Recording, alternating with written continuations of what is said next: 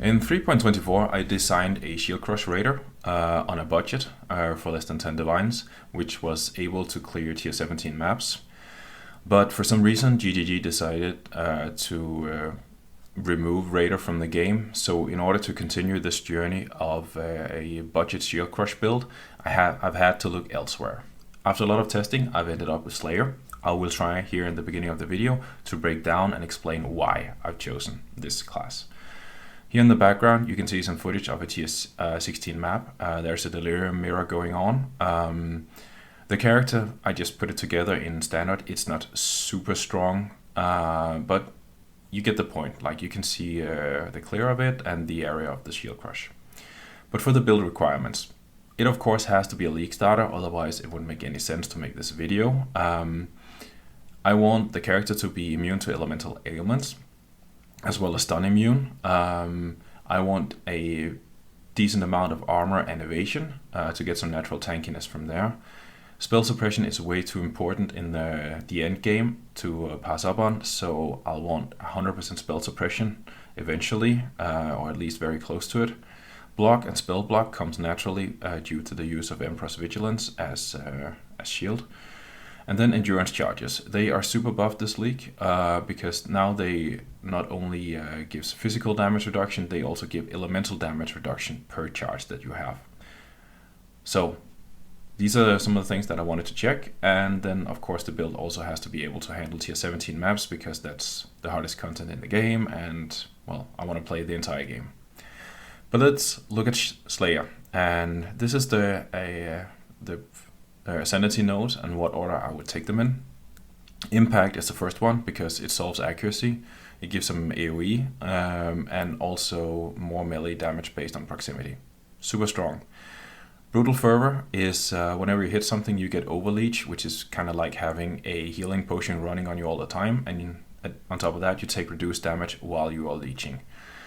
Then Endless Hunger, it says you cannot be stunned while leeching. That is one of the points that I wanted to check. It gives some attack speed and also unaffected by bleeding while leeching. That's nice. But then we get to the really big one. That is Masterful Form.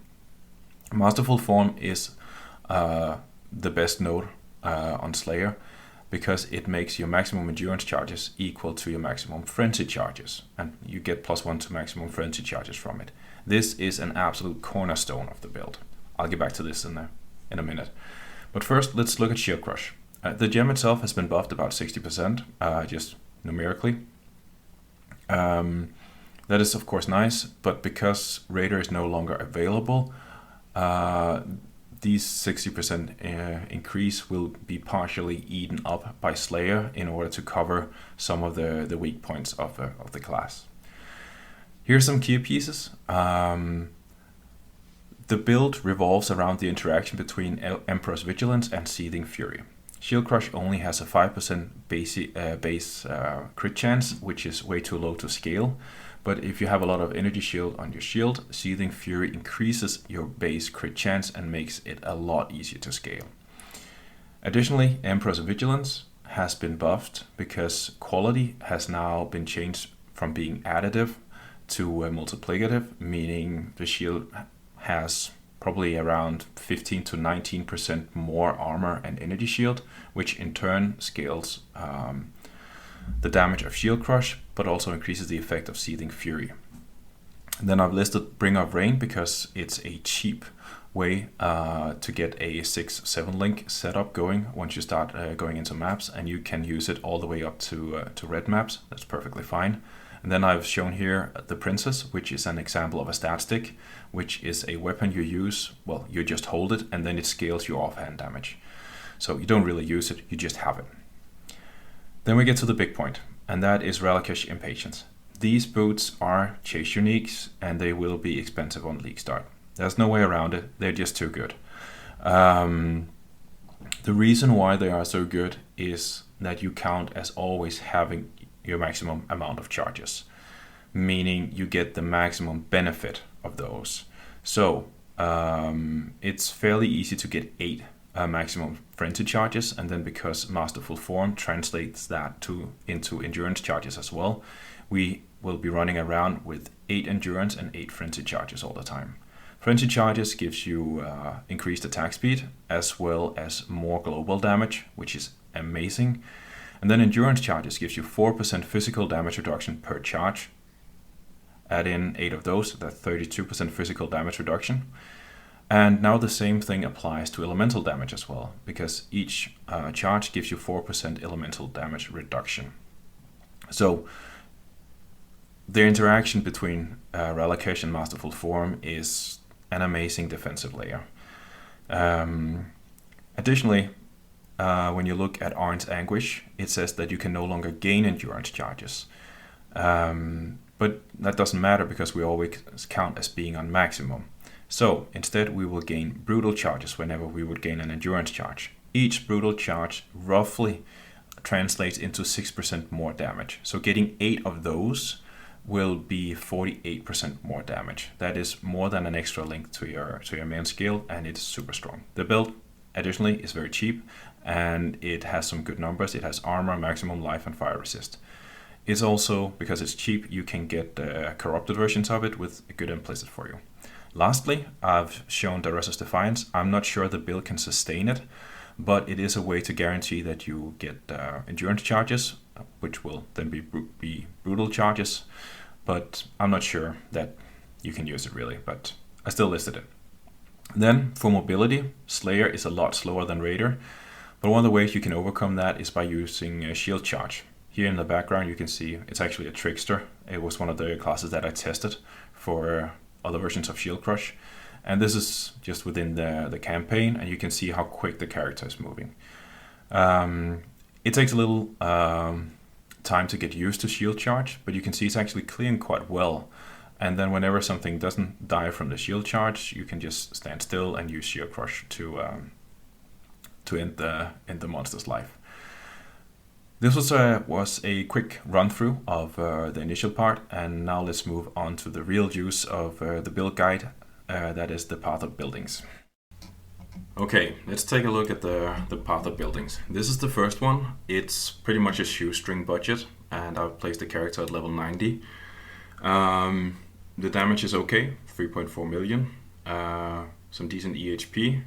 I don't have any chaos resist on this, again because it's so cheap put together, and you don't really rely on much. I don't have any hidden configurations. You can see there's nothing here. If we go over the numbers, I have frenzy charges. I have ways to generate those, so it's fine. No power, no endurance. I am fortified because I use that as a support skill. Then I have rage at 36. I'll explain that once I get back to the tree. I am leeching, and then for the sake of like mapping and AoE, I have said that I've killed enemies recently. Melee distance to enemy, it's there in order to scale the Slayer nodes, and the enemy is bleeding. I have not planted my banner. I'm using more banner, by the way. If I plant it, the damage goes up by like more than 1 million.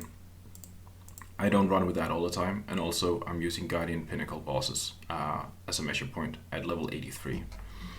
But let's take a look at the gear. This is any rapier where you just get tier 1 crit multi on it. It can be a lot better, and you can craft something on it, like say, I don't know, strength, extra damage, whatever. Emperor's Vigilance, this is a mid-roll, nothing special there. Same with Bring Our Rain. I mean, Emperor's Vigilance, if you get like a really good roll on it, it'll be a lot better than this one. Hemophilia gloves are for clear speed, because whenever you kill a bleeding enemy, they will explode for 5% of the maximum life.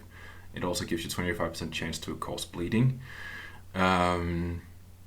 So, like, this is just for the clear. They're cheap. Dark Ray Vectors, it's +1 frenzy, but you have reduced charge duration, but we compensate for that on the tree. Amulet, it's just life, physical damage, resist. The rings, accuracy, intelligence, life, resist. And there are some mana leech on this one as well, which I don't really need, but I just had it on. Perseverance is a very good build, and it gives onslaught while you're fortified. So this is just some more movement speed. I haven't checked on any of the flasks. And here you can see Seething Fury. Well, I can click on Lion's Roar for 10% more. Seething Fury, it's a cornerstone of the build, and then 2 generic jewels here. If I plant the banner with Lion's Roar up, and I also put on the flasks, you can see something happens to the damage. Pretty nice numbers, but I'll just remove them again, because it's not up all the time, not that reliable. For the tree, let's start with the rage at first, because you need to generate it. Rage says that you can only generate rage every 0.5 seconds. This wheel up here gives 1 rage on hit, +3 to maximum, and then +2 to rage on hit. This means that every hit we gain 3 rage, and that can be done twice per second. So that means if we are continually hitting something, then it is 6 rage per second. So that means 6 seconds of attacking and you are at maximum rage. Also, you have a slightly wider, longer window before rage starts decaying again. And then the mastery is that saying that nearby enemies are intimidated. If I remove this, look at the damage. It is very, very large. So it's worth the travel notes over here. For here, this is one of the means of attaining frenzy charges, and then there's 100% increased charge duration. This is important in order to sustain, or not sustain, but to keep up the charges, otherwise you'll just run out in no time. This one up here, the Leech Mastery, is pretty important because the mana cost of skills have been increased a lot lately, so we'll have to see how that pans out. I think this is a must-have in order to have enough mana leech, but we'll have to see how it goes. And these are some generic physical damage nodes. This means that these nodes here, they are also scaling the explosions off of hemophilia. Last notable thing is the bleeding mastery here. So this is 10% chance to cause bleeding, 10%, and then there's some crit against bleeding enemies. But these 2 nodes, along with the hemophilia gloves, that is, you're already sitting at 45% chance to bleed, and Shield Crush hits twice every time you cast it, so it should be up most of the time, and then you get a lot of crit towards those. And as the video has described earlier, these are the nodes I'll be allocating. If you were to ignore this Endless Hunger and instead take Bane of Legend, look at the damage, it's 4.3 now, 3.4. So this is a lot more damage. If you want to take it, you can do it, but I prefer this one up here. So that's the rundown of the first tree. It is super cheap put together and it is working. Alright, second one. This path of building, I have taken a few more levels. You can see I'm 95 now, and the damage has gone up by quite a margin, as well as the effective hit pool. I have no hidden configurations here. Enemy levels is 83 and Guardian Pinnacle boss. I'll go over these in a second, but I'll go over the gear first. The axe. This is a, if you'll see the implicit, that is a new version of the Psychotic Axe from Heist. It generates 5 rage on melee hit, and you can see I have 30 rage allocated here. This one will gain 10 rage per second, so 3 seconds, and we are sitting at maximum rage. I think this is the better one than go compared to a crafted weapon. But if we get other means to generate rage, I might adjust it. But so far, it's just alt spam one of these and gain some crit multi, and then you craft a modifier onto it. Emperor's Vigilance, this is still a mid-roll. I haven't updated it. If you get a perfect roll on this, it'll be much better, both scaling the shield crush damage, but also increasing the impact of Seething Fury. This is a good helmet. I'm using the Resist Defiance. I'm not sure it's the right call in the long run. I think you can get a better rare chest, especially with the new bases, but we'll have to see. And if that's the case, then I'll need to find other means in order to generate endurance charges. And also Onslaught. Hemophilia, these are corrupted with a +1 frenzy. There's also some life on it, but it's just the frenzy is the important part. Now we get the big boots, Ralakesh and Patience. I've already discussed those. Impressions, this is kind of a hidden, forgotten gem from ages past. This makes a curse cast as an through blasphemy, so you get it as an aura, but it doesn't cost any mana if you use it. This is really good for clear, because I'll apply vulnerability to all nearby enemies, meaning they are easier to apply bleed on and they take more physical damage. Rings, just some generic stuff. You can, they are really good, these rings, but you can get upgrades later down the path. This is an uncorrupted Aunt's Anguish for the brutal charges. I have these flasks on, which is crit chance and movement speed. This is crit chance and attack speed, and then a Lion's Roar. You can see I have a Seething Fury here, and then I have a Lethal Pride. Also, this is a generic one, and this is also a generic jewel. Then I have a small cluster, which gives elegant form. I'll go into this when I get out to the tree. And there's a large cluster with Feed the Fury, Fuel of Fight, and Martial Prowess. This is nothing, it's not super hard to get. Let's see the configuration. The power charges, frenzy charges, and endurance charges. This is covered by Aunt's Anguish and Ralakesh. I have Onslaught because I've been hit. Fortified, I have it in my links. Rage, that's generated through the axe. Leeching, yes. Actually, I don't have my enemies killed. So you can see the AoE radius went up from 3.9 to 4.6. Melee distance to enemy, bleeding, and intimidated. Intimidate, I have that, you can see the number here on this one. It's 10,639 if you want a copy.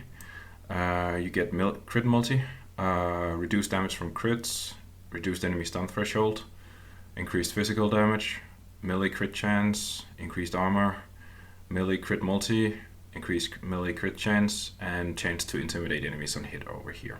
So it's a very good one. If we take a look at this one here, this was the large cluster wheel, and the reason why I'm using this, I could probably get more. It's not that good yet, but I need the elegant form in order to get to 100% spell suppression chance. And this is also giving 20% chance to avoid elemental ailments. Along with this wheel, I'm sitting at 40% chance. This means I'm very close to be able to skip out on using Purity of Elements and use an actual good aura. Let's see up here, Purity of Elements. This costs 50% of my mana, and it makes me immune to elemental ailments. I just need a little bit more, then I can skip this one. Then you can see the Leash Mastery up here to be instant. Charges, yeah, that's the rundown. Again, I have the same setup here. If you find other means to become immune to blocking, you can do this and go over here. For the configuration, I did not plant my banner, so if I plant it, I go up to 20 million. If you were to go Impale, you can see there's no Impale in here. You can get better damage, but I don't like the ramping because I want to run faster, so that's why. The reason why I am going back and forth on the jewels here, so if I remove Endurance, Charge, and Melee Stun, I go down to 12.3, and then I can put on Pulverize. I lose a little bit of damage. I become a lot slower, which is annoying.